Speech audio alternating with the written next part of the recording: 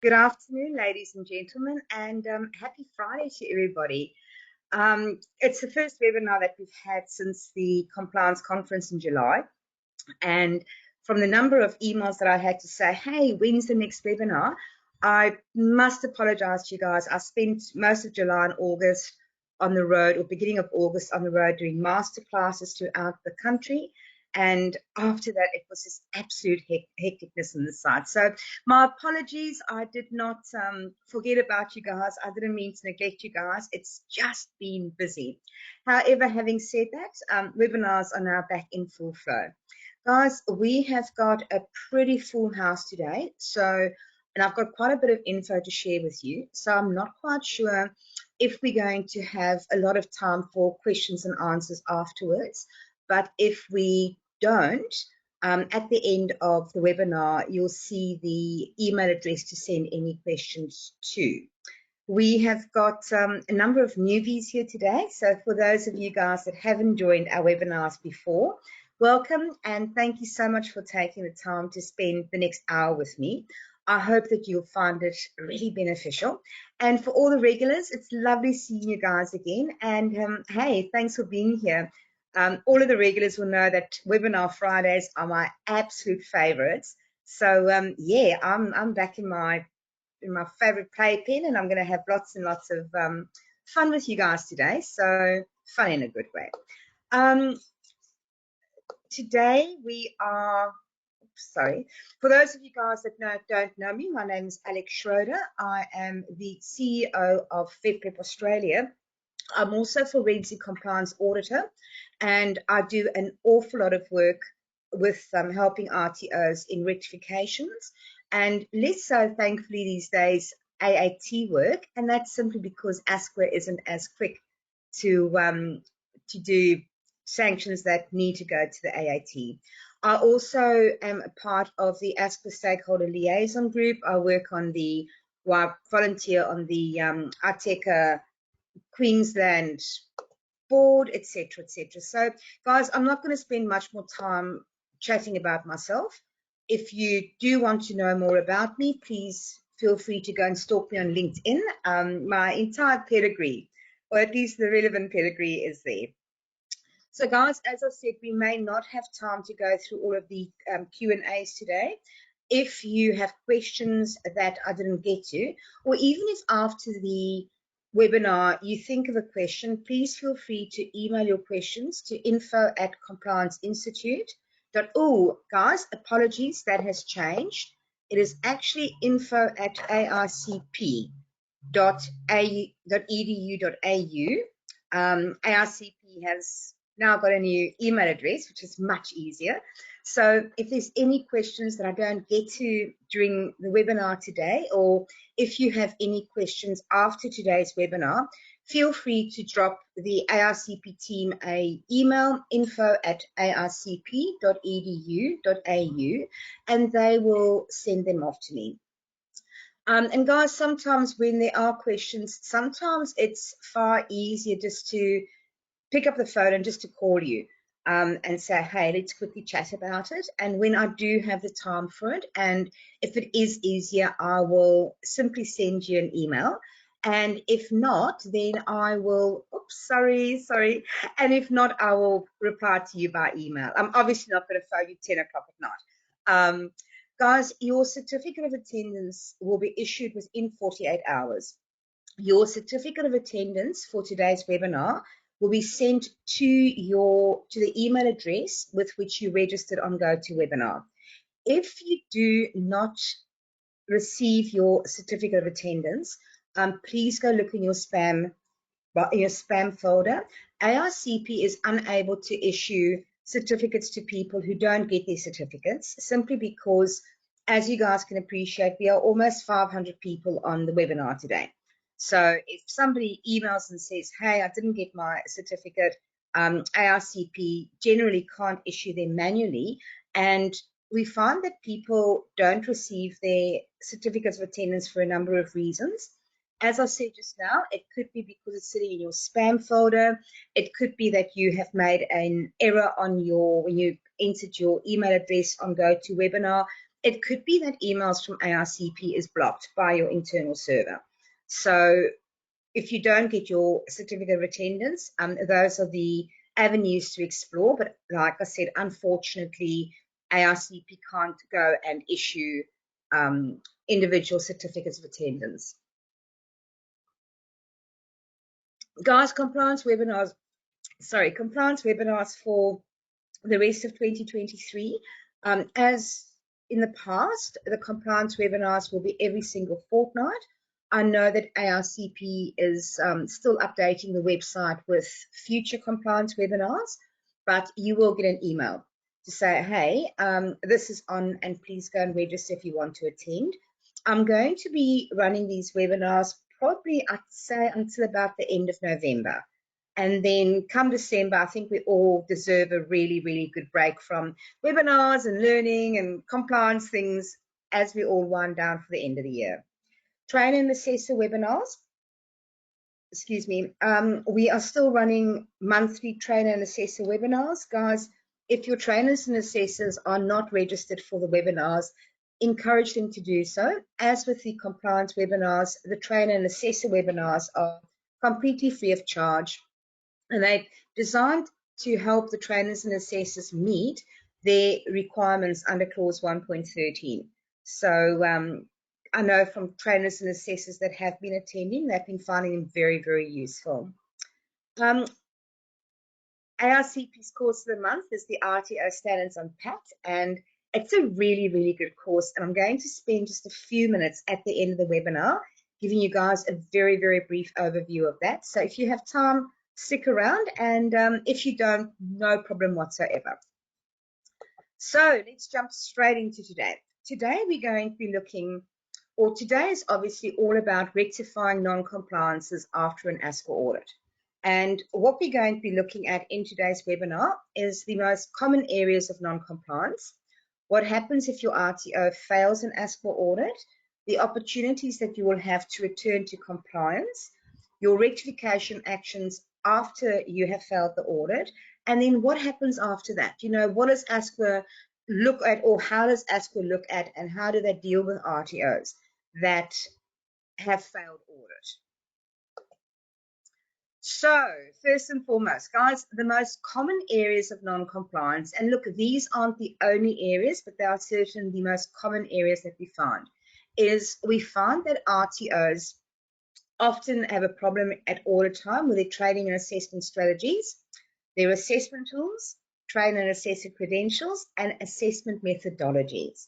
Now, guys, these aren't any new areas. You know, they've been areas that ASQA has been focusing on for years and years and years, and they are areas that RTOs often find themselves come audit time, that they often find themselves in strife. And if your RTO does have a negative audit outcome, and you do find that, hang on, they've hit you with your TASs, with your tools, your train and assessor credentials, with your assessment methodologies, you're not alone. And even for the other non-compliances, guys, it's almost, you know, I've been doing this job now. I've been in the vet sector now for closer to 2 decades than I care to admit, and I've been working as a rectification specialist now for, oh gosh, well over a decade. And what we find, excuse me one sec, and what we find is that it is very, very, very seldom that any RTO is 100% compliant 100% of the time. And what it all comes down to at the end of the day is, if you do have non-compliance, is how you rectify those, how you treat those to ensure that it doesn't happen again and that your RTOs return to compliance. So we're going to be looking at these 4 areas specifically today, and we're going to be looking at them one by one. And we're going to kick off with our training and assessment strategies. You know, when we have RTOs come through to us and say to us, oh my gosh, I failed an ASQA audit, can you please help us? The very first thing that we do as compliance rectification specialists is we have a look at your ASQA audit report, and we go through those audit reports with a fine-tooth comb. And where TASs are concerned, the absolute areas that we see almost every single time is volume of learning, amount of training, the resources that are listed in your TASs, that there's incorrect or outdated information, and that industry consultation either hasn't been done or insufficient industry consultation has been done, or it hasn't been noted in your TAS, or that your industry consultation that has been done has been irrelevant or not to the best quality, or not to the kind of quality that the RTO standards and the NVR Act require you to do, and certainly not to the level that your RTO can evidence that it has actually undertaken consultation with industry to ensure that you are delivering your training programs to be able to achieve the outcomes that is going to best prepare your graduates for their job out in the sector. I've also got the overload of information, and guys, I am going to go through all of these one by one. But what we so often see is RTOs have TASs that just carry on, they almost read like a novel. I often come across TASs that are voluminous. You know, when I look at a domestic RTO that is delivering maybe a 12-unit qualification, and I open their TAS and it's like 20, 30, 40 pages long, the very, very first thing that comes to my mind is, here is trouble. And the reason for that is the more information we put within and if we include in our TAS, the more areas of vulnerabilities we have, and the more areas we have, or the more opportunity there is for our TASs to be incorrect, or the documents, sorry, the information that is contained in the TASs to actually lead to other areas that then lead us to non-compliances. I have my very own opinion about voluminous TASs. I personally believe that this whole thing about having these massive TASs all started with compliance consultants.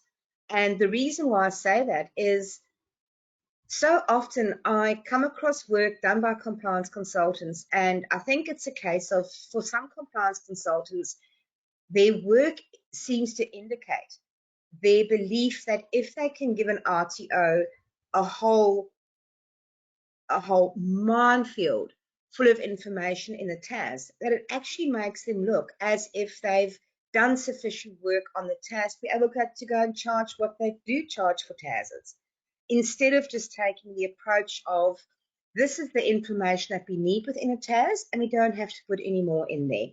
So if your RTO, if you're a domestic RTO, and you, at the end of this webinar, I'd like to suggest that you go and look at your TASs and go and see how long and how in-depth your TASs are, and how much information you have provided in it. Because at the end of the day, there are only a few, or there's only a certain amount of information that we absolutely have to put in a TAS. And as long as we've got that information in a TAS, and that information is correct, then your TAS ought not be non-compliant. I have yet to come across an ASQA auditor that has looked at an 8-page TAS and gone, oh, this is too short, they must be non-compliant. In fact, it's usually a case of when we are in audits with our clients, and the ASQA auditor is looking at a 20 or a 30-page TAS, that you can actually see on their faces, they sort of go, yeah, all right. You know, why does the RTO feel they need that much or that voluminous a document? This is not a webinar about TASs, so I'm not going to go on about it too long, but please remember that if you err on the side of overloading your TAS with information, and especially with unnecessary information, you are automatically putting that document at risk of being non-compliant, or information that you have put in your TAS that then relates to other information or other documents that could then lead to a non-compliance being found. So with your TASs, keep it lean, keep it short, put only the pertinent information in, and please don't go and try and write a Wilbur Smith novel, because you're not going to do yourself many favors. Volume of learning always seems to remain one area where RTOs really, really struggle. Guys, remember that we've got the AQF table that lays out specifically on from Cert 3 level straight through to advanced diploma level, of what the recommended volume of learning and amount of training is for RTOs, or for learners at that specific level of learning.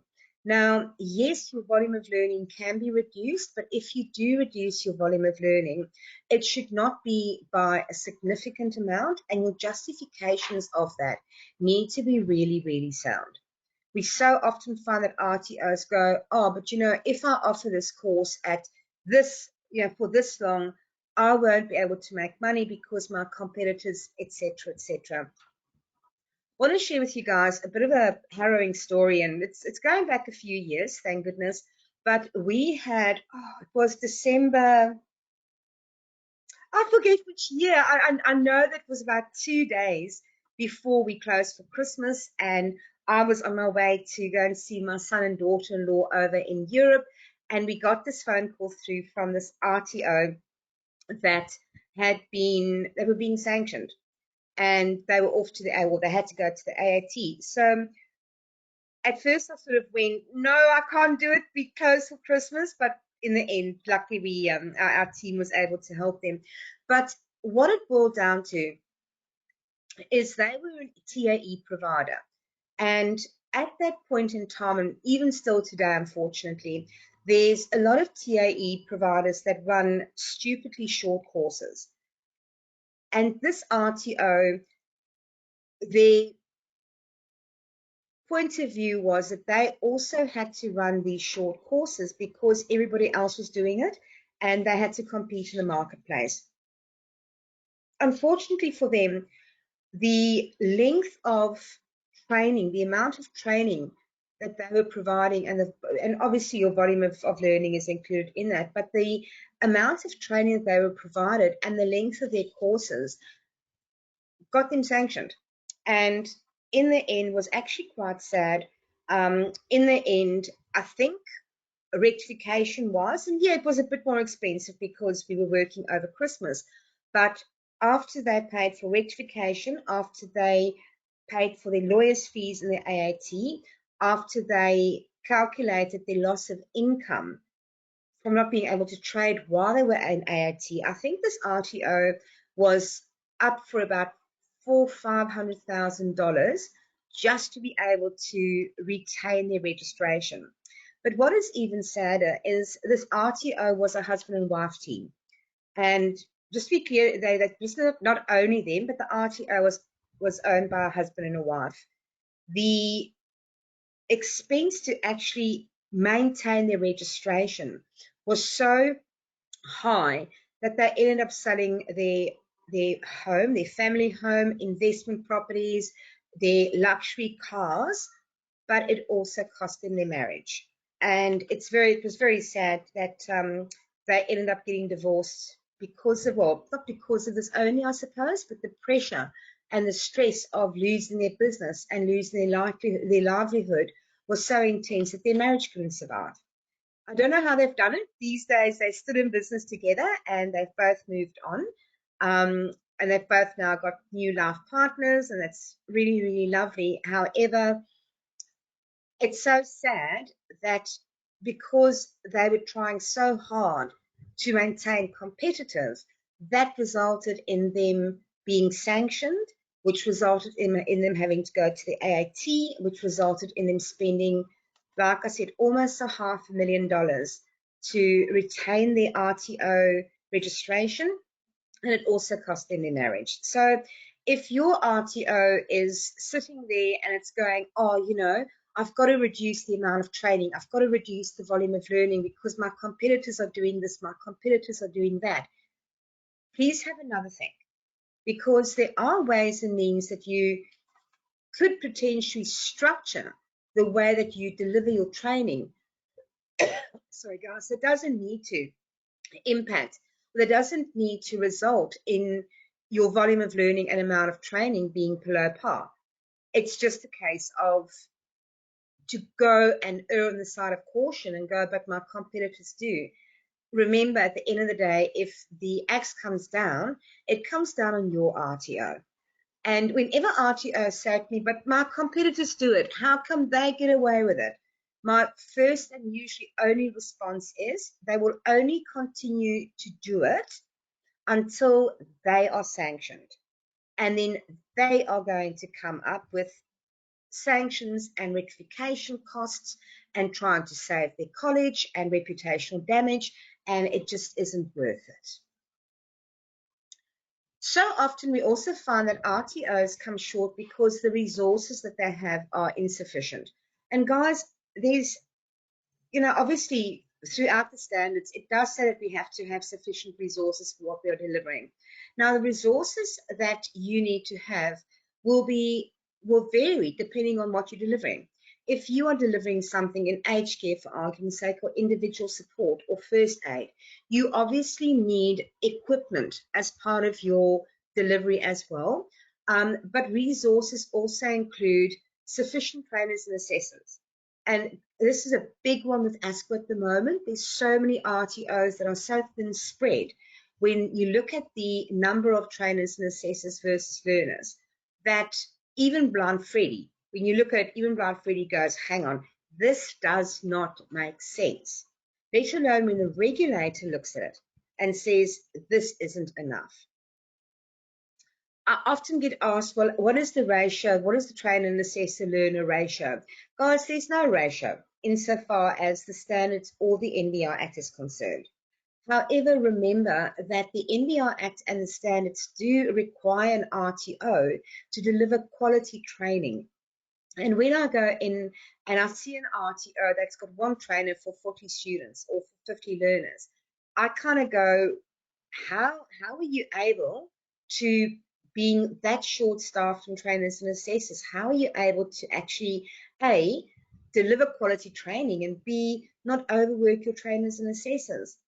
We've got a client that we've been working with for a little bit now. They only run short courses. I think they only run single units of competency, but they're sitting at the moment, we've reduced the trainer-learner ratio. They're still sitting, I think one trainer has 170 students. And we've been working with this RTO, and we've been coaching them and counseling them, trying to help them for so long to realize that it isn't, you can't do it. Because yes, you don't have 170 students in one session perhaps, but it's not unusual for one of their sessions to have 50 students in it.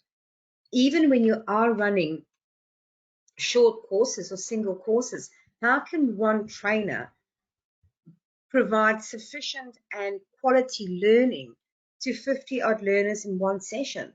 And then they've got to go and mark the assessments as well, and they've usually got a clock ticking behind them too.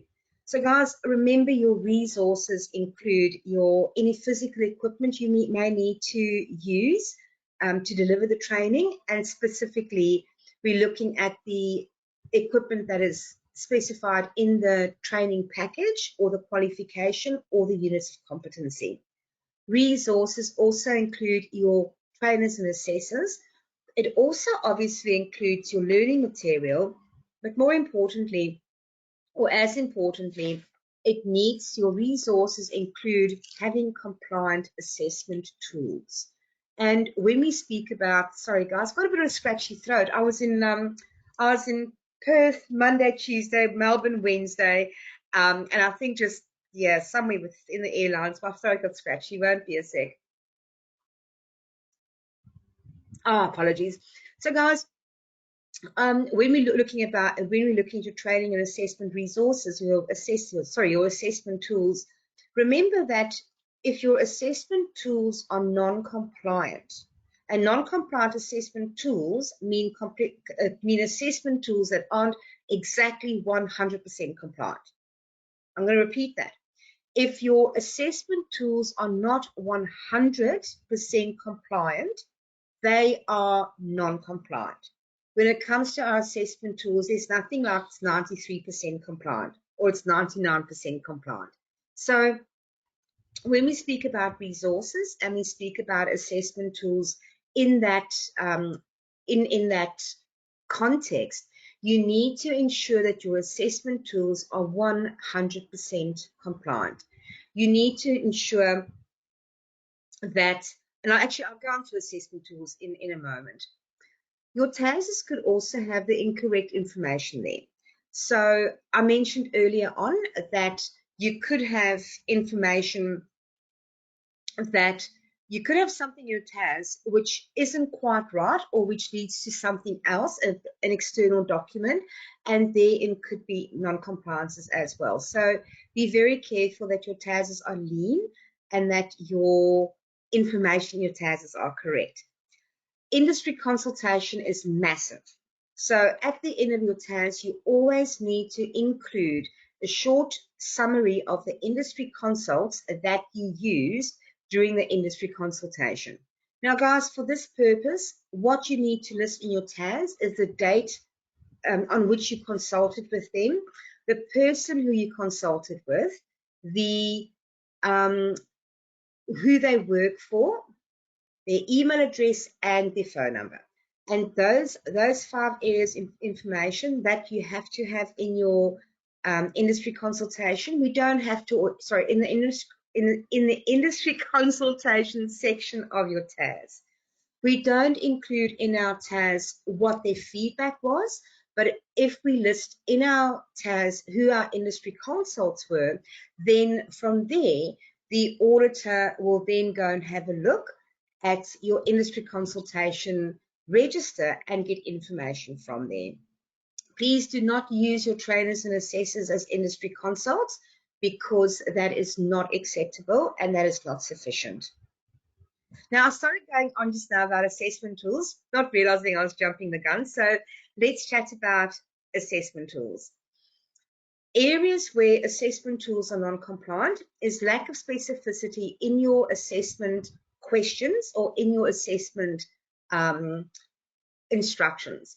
So once again, not a webinar on assessment tools, so I'm just going to briefly go over that. But lack of specificity is, remember, our instructions to our learners must be clear enough so that if one learner's assessment, if you take one assessment and you give it to 5 different assessors to mark, that all of the assessment outcomes should be similar. But not only that, when we come to lack of specificity, your assessment tool should be that clear that a candidate or a learner should be able to read the instruction and read the question without needing to go, what do you mean? Give you guys a very, very quick example about lack of specificity.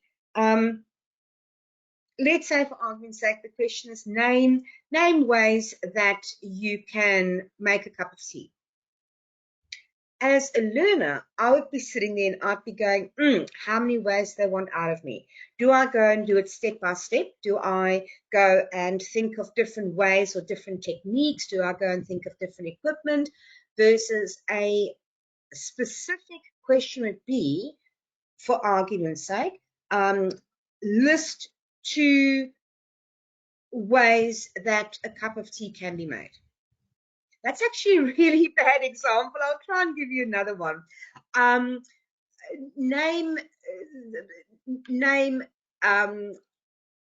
Let's have a quick think. Bear with me for a sec. My mind's just gone blank. Name techniques for communicating internally with staff or with team members. Guys, there could be a million techniques. I, as a learner, would be sitting there and I'd be going, well, how many techniques would they want? You would have some learners that will go, I'm going to give them 2 techniques because they've asked for techniques in the plural and they list 2 techniques. Or you could get somebody else who's going to write their heart out. You know, they're going to just pour their hearts out in the answers. and might give you 10 or 15 techniques. At the end of the day, if our assessment instructions to our candidates are not specific, we can't expect of them to go and look in a crystal ball and realize what it is that they're actually answer, what it is that they're actually after. So when you are doing your validations on your assessment tools, have a look for specificity. It is so important. And it is important in both short answer questions as well as instructions when it comes to project work.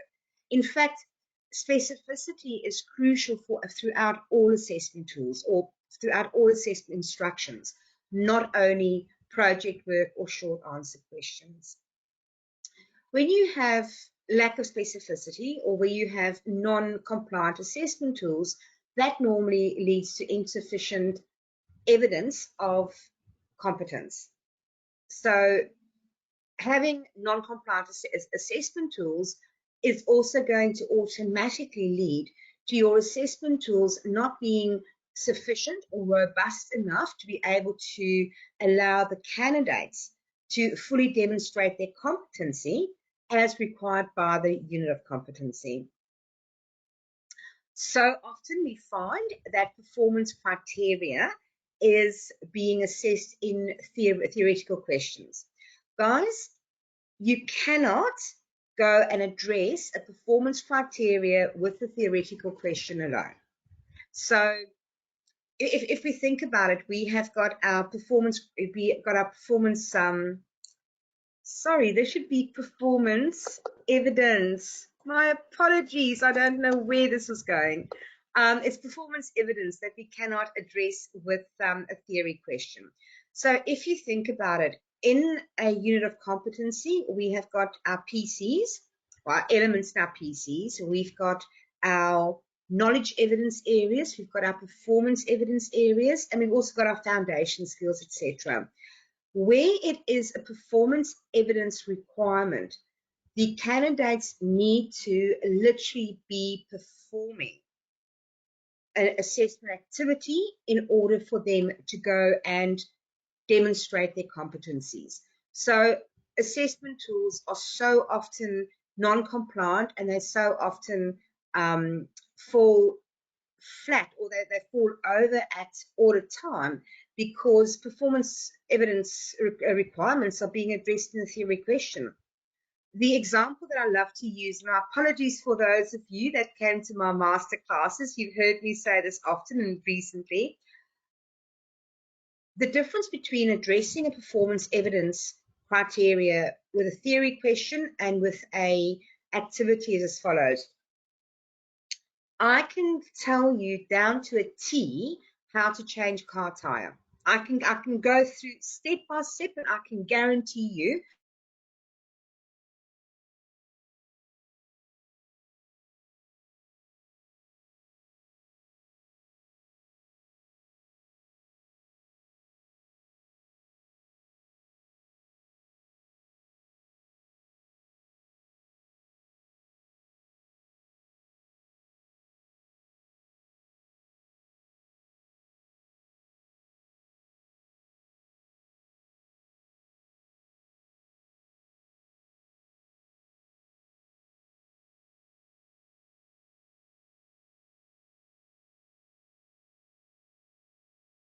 by an action. It must be demonstrated by people actually being able to evidence that they can do the task.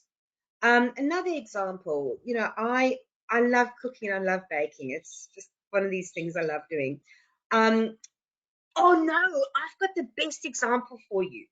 My mum is currently visiting here from South Africa. And in South Africa, we've got this national traditional dish that's very, very similar to a meatloaf. But it's a very, very interesting dish because it's got a bit of bite to it, and it's got a bit of sweet and sour to it. It's got these incredibly complex and interesting flavors. So yesterday I was driving her home from the Cairo. Excuse me. I actually had to go to the Cairo as well, but her and I were driving back from our Cairo appointments, and she said to me, what are we doing for dinner? And now I've just been on the road for a week. I don't want to think of dinner. and I've just been to the car and my back is half killing me. And I said to her, I don't know. She said to me, would I like her to make dinner? And I said, love it, thank you. And I said to her, what are you thinking of making? And she said, babooti, which is this South African dish. Now, given that I thought that I learned from my mother how to make it when I was a child, I was wrong. And my family love it, and I said, yes, please. Thank goodness she isn't here. She's at the hairdresser, so she can't hear me saying it. She jumped in the kitchen, and I went and nursed my back and felt sorry for myself, and got up a few hours late, and I went to go and see how her cooking was going. And I looked at what she was busy cooking up, and I said to her, what are you making? And she said, babooti. And I said to her, that's not a babooti. Now, bear in mind that she is 83 in the shade, and she's a lovely lady and very sprightly for her age. However, what she was making was not actually, didn't even closely resemble the dish that she thought she was making. And in this instance, she had actually gone and printed off a recipe off her laptop, which she thought was the recipe. I jumped in the kitchen and I spent about a half an hour, maybe 40 minutes, and I tried to save sort of, I think it was 1.5 kilos of very lean mince, and I sort of tried to fix it. Guys, the reason why I'm saying that is that she knows how to make babooti because, when she went and shopping for the stuff, I waited from the car for her, but I helped her make the list, and she said, oh, we need this and this and this and this and this and this. And her entire shopping list for the dish was spot on. And she got home and, all the shopping went on the kitchen counter for her and everything was there. But when it came to the execution, she just couldn't do it. Don't know why. Can't be her age. Maybe she's forgotten. Don't know. But guys, that's the difference between addressing a performance evidence requirement in a theory question and actually saying to the candidate, go and do it. Ditto, I know how to make really, really, really nice Chinese dumplings. I can tell you how to make the dumplings and I can cook them. My husband, for argument's sake, he can tell you how to make them because he's watched me so often. He doesn't actually know how to execute them. So when it comes to our assessment tools, I'm going to move on from my cooking examples now. When it comes to actually being able when it comes to assessing a performance evidence criteria, or performance evidence requirement, we can't address it in a theory question because theory and execution are two completely different things, and your tool will fail if you are trying to address performance evidence requirements with theory questions. And if your tools fail, you have failed audit. Does that kind of make sense? And then, of course, tools also often fall down when not all criteria are addressed. And guys, I'm not going to spend time on this, but please remember that where a performance, whether it be a PC or a knowledge evidence requirement or a foundation skill or a performance evidence requirement, every single part of those requirements need to be addressed. And so often what we find when we look at assessment tools from RTOs is that it might say, hey, they need to evidence this and this. And so often I have RTOs say, when I see the word and, I kind of don't think it's that important. Guys, if a requirement within the assessment tool is and, you need to demonstrate, or if there's a comma, you need to demonstrate every single item that is listed on either side of the and or the comma. They need to be addressed. And if your requirements are that your learner needs to demonstrate on more than one occasion, then more than one occasion means at least 2 occasions. Similarly, if a word within a performance criteria, a knowledge evidence criteria,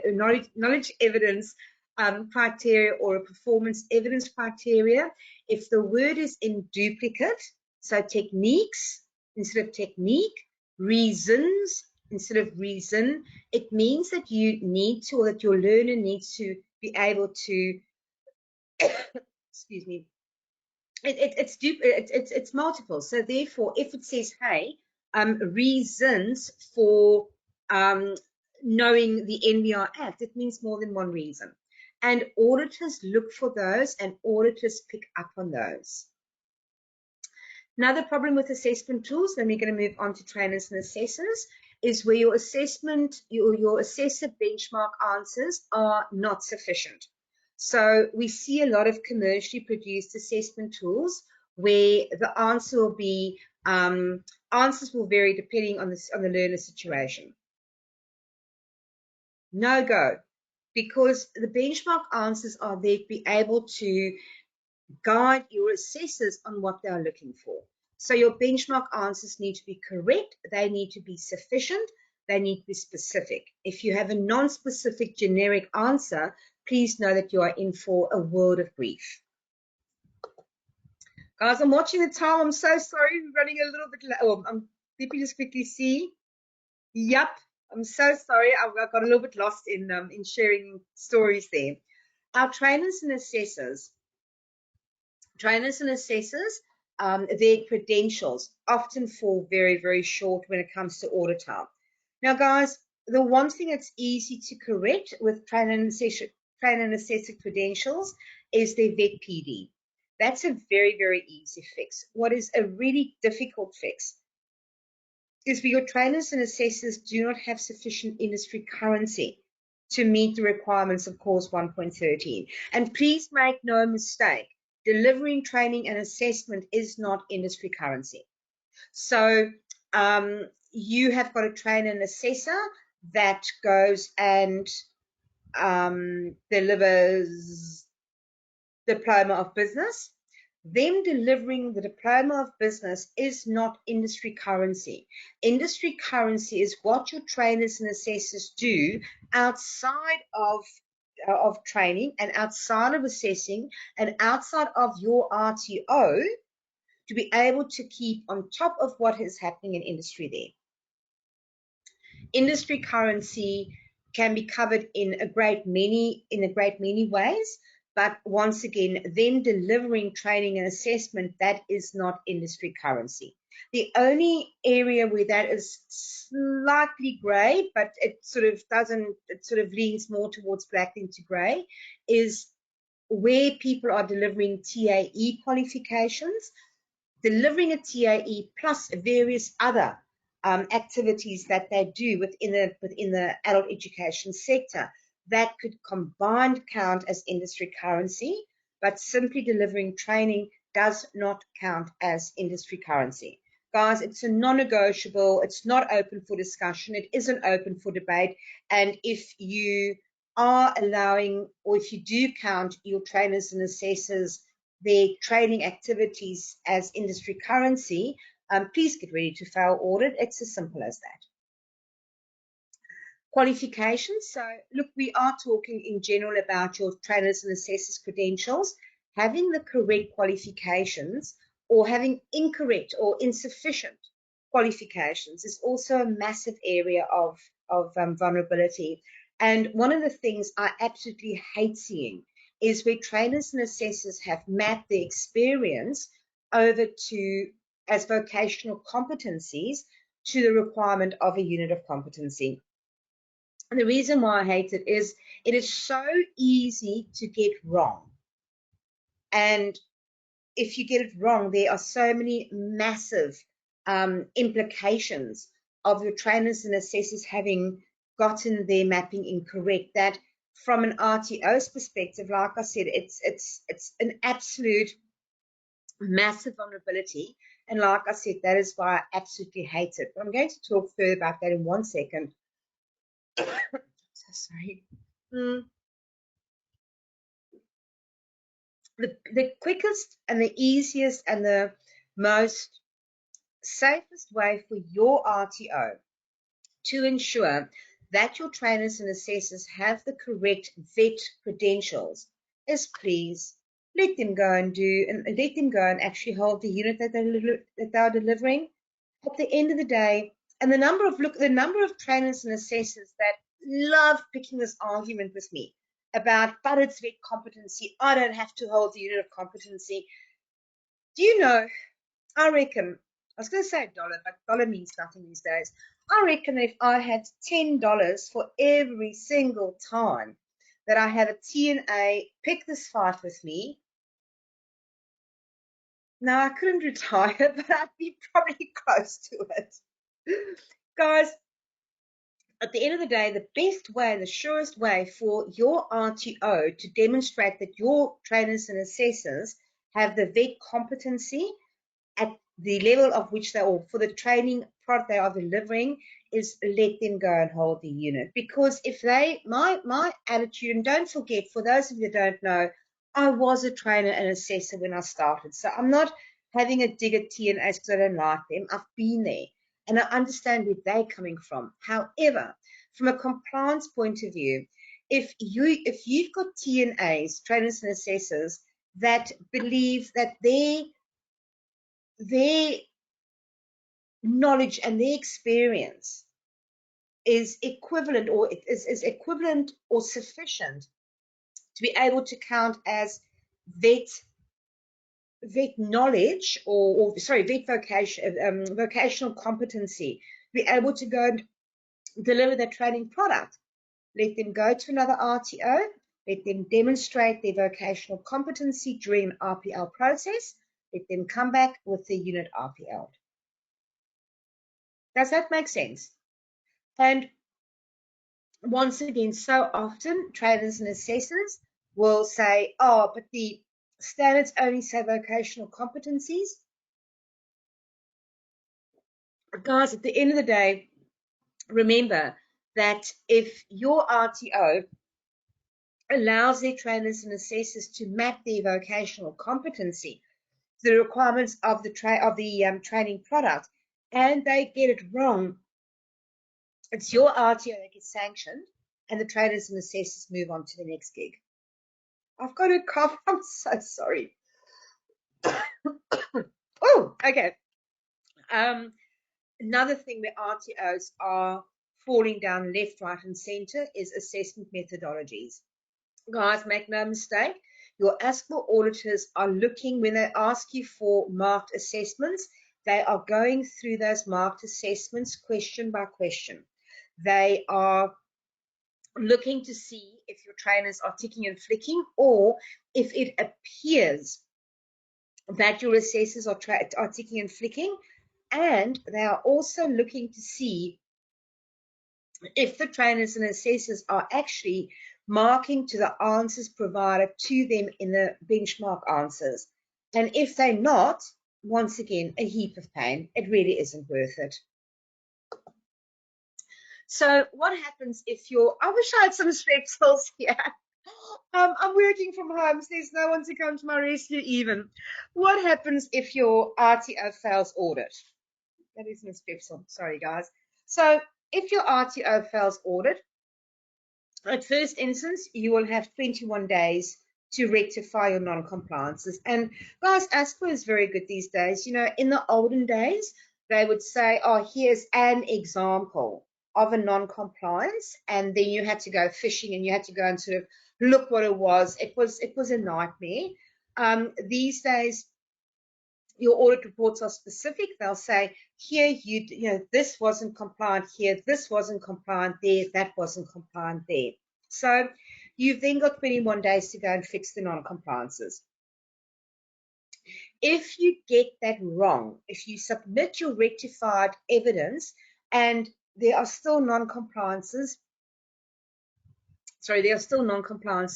then you have got an opportunity of,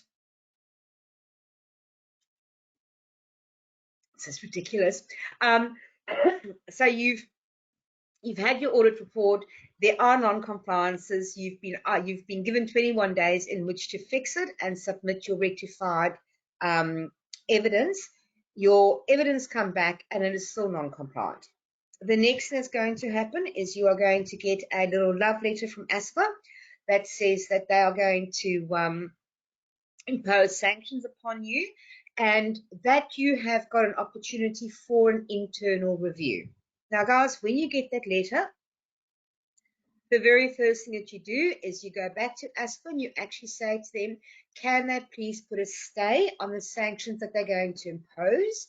And what a stay on a sanction means is it means that they will pause that decision to go and sanction you until such time as you have submitted your yet again your rectification evidence for internal decision.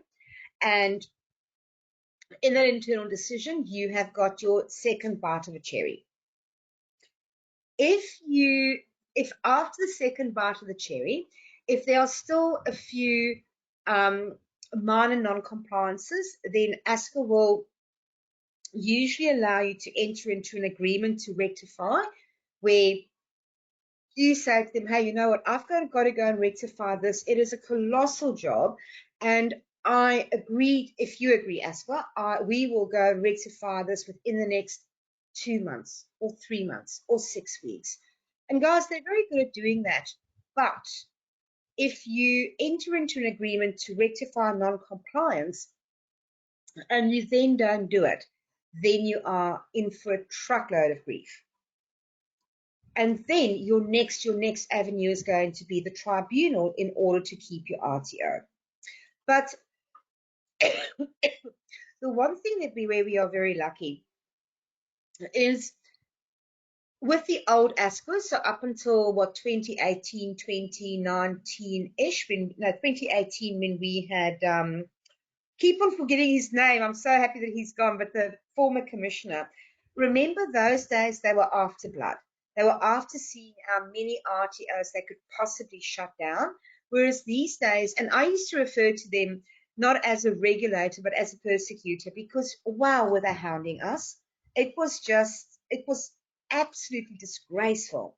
We are so fortunate these days that we now have an ASQA that is regulating us, not trying to see how many private RTOs they can shut down. So that's why I said at the beginning of this webinar that I used to spend about 90 to 93% of my time in the tribunal simply trying to help RTOs save their registrations. And we almost won them all. It was just ASQA just doing an ASQA thing. Whereas these days, as an RTO sector, we are so lucky because now most of VETPrep's time is spent helping RTOs, rectifying non-compliances, doing audits, doing forensic audits, and those kind of things.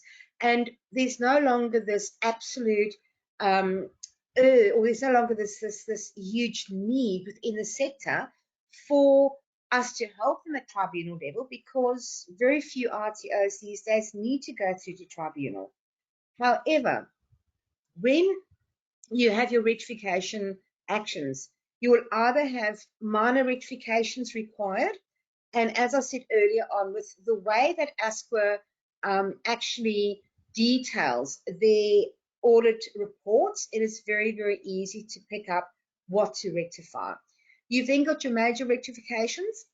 And with your minors and your majors, you've got minor rectifications that usually are able to be done internally.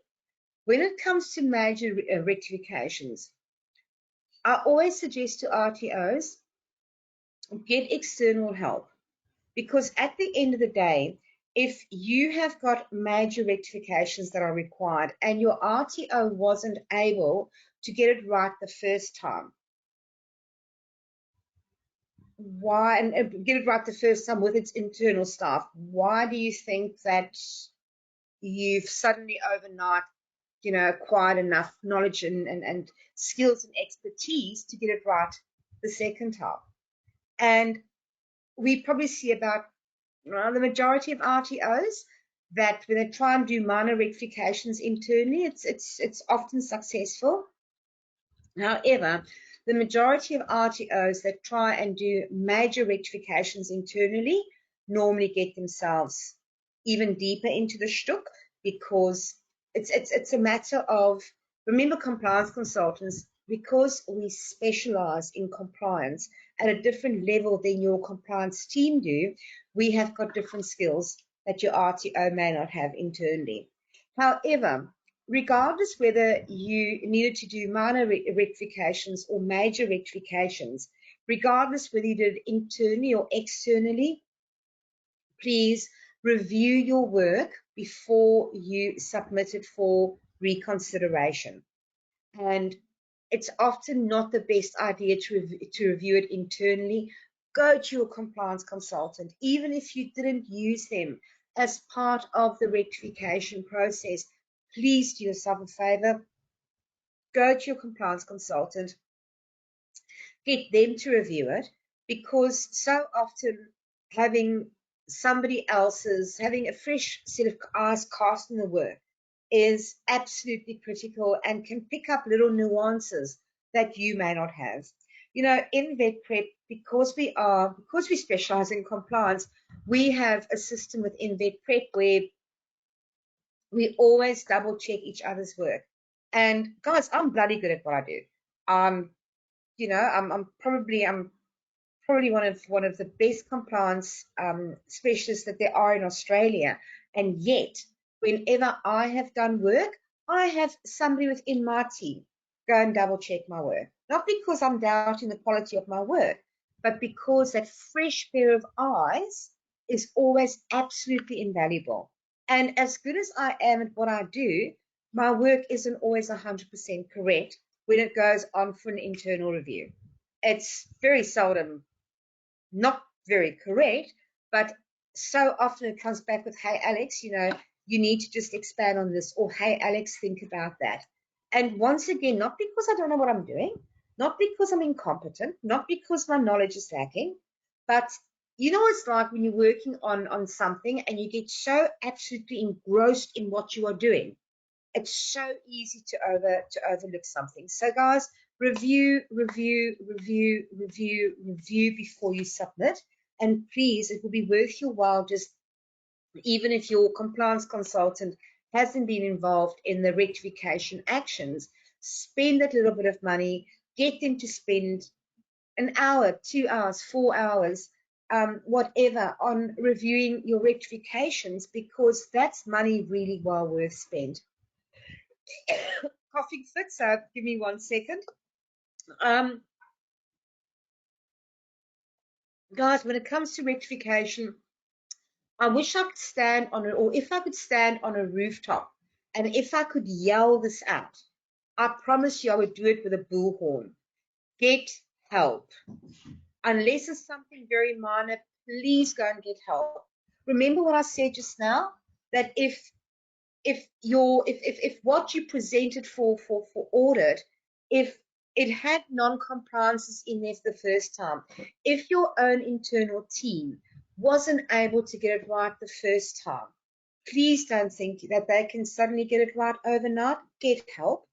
But remember also that when it comes to rectifications, cooperate with the regulator and don't try and pull wool over their eyes. We had one RTO that came to us and said, oh, you know, can we please help them? They had to go off to tribunal. It was only recently.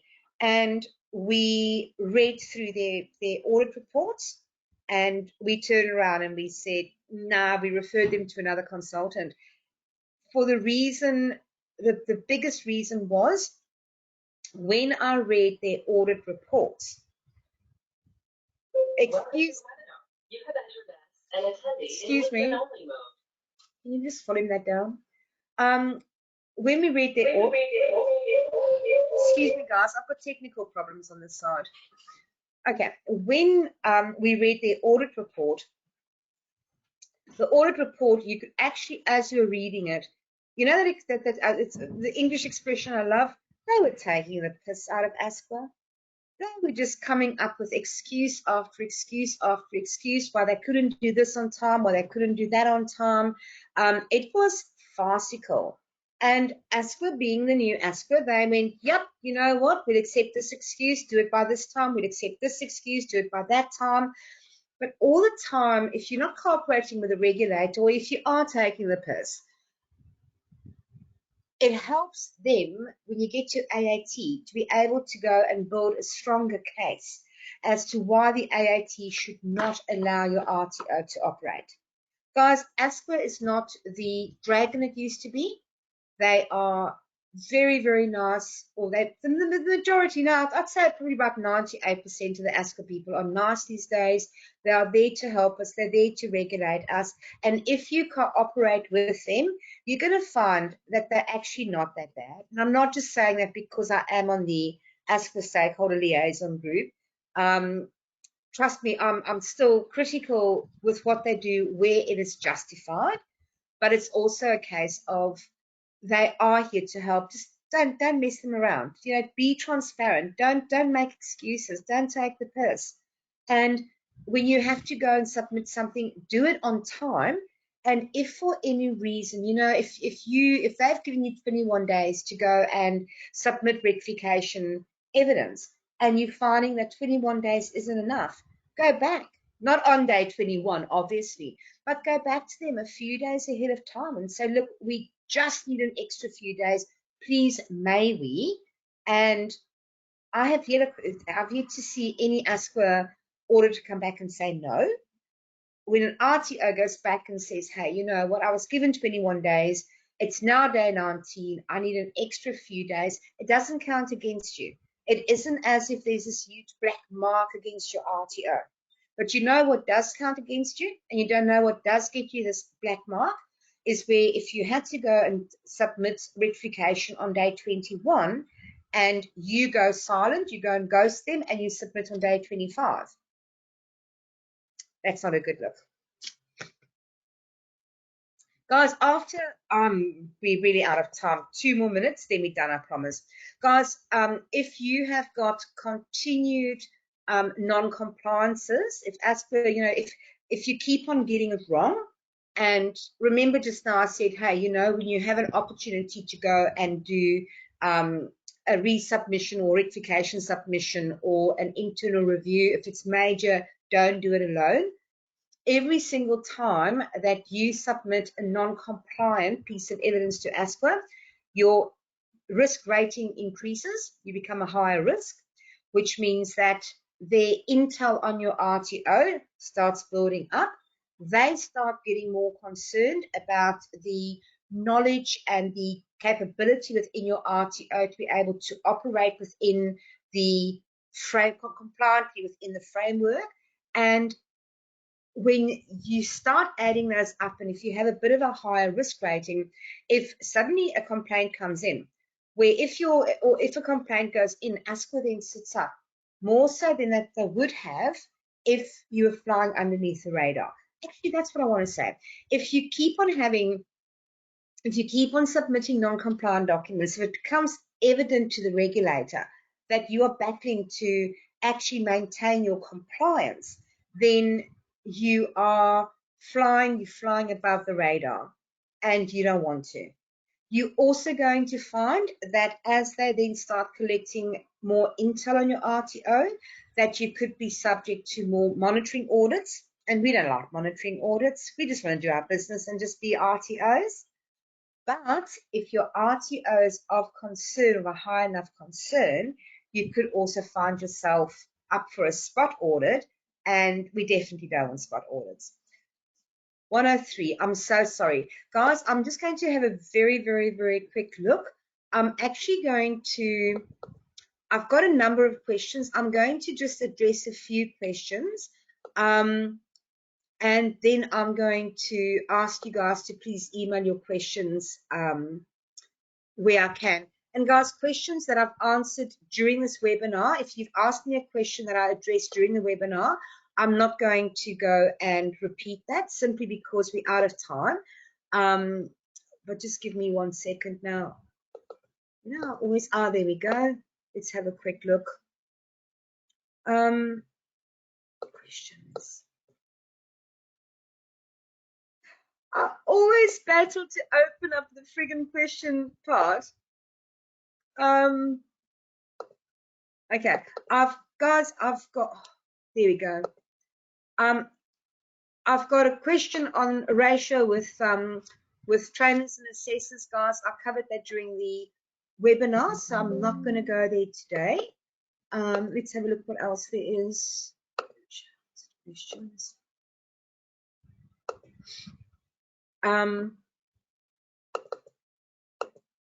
Got a question here on how do we know if it's a minor or a major non-compliance? You'll see. You'll absolutely see on your audit report, guys. Could I please provide information for TAS for a single unit of competency delivered and assessed? I'm so sorry. I'm going to ask you if you could please send that question off to info, simply because your question isn't clear enough. I'm not quite sure what you're asking. Josh, you've said this is interesting. Thank you. And can we please shoot off the recording? Or you've got to shoot off. Will the recording be available?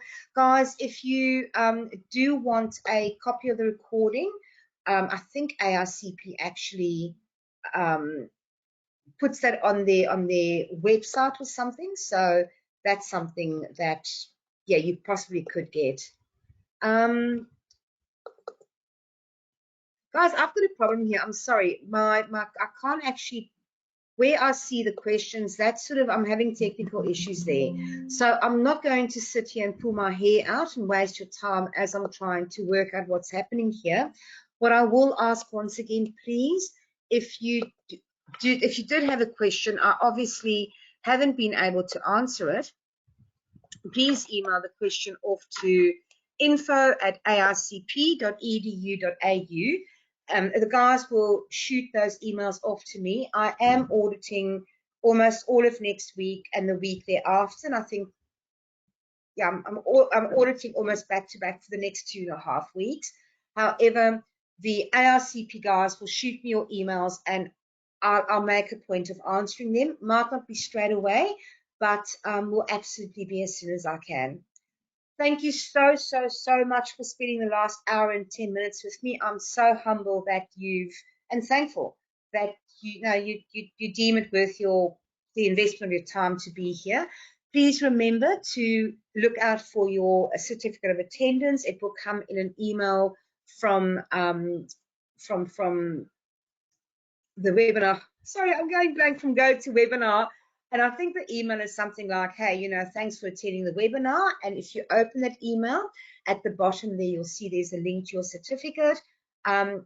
Please remember, if you don't see your certificate, check in your spam. If your email address was incorrect, you won't get your certificate. If emails from ARCP goes through or doesn't go through your RTO's server, that's nothing we can do. And I hope you all had a really good time, and I will see you guys in a fortnight for our next webinar. Happy weekend. Happy Friday. Thanks, guys. Bye-bye.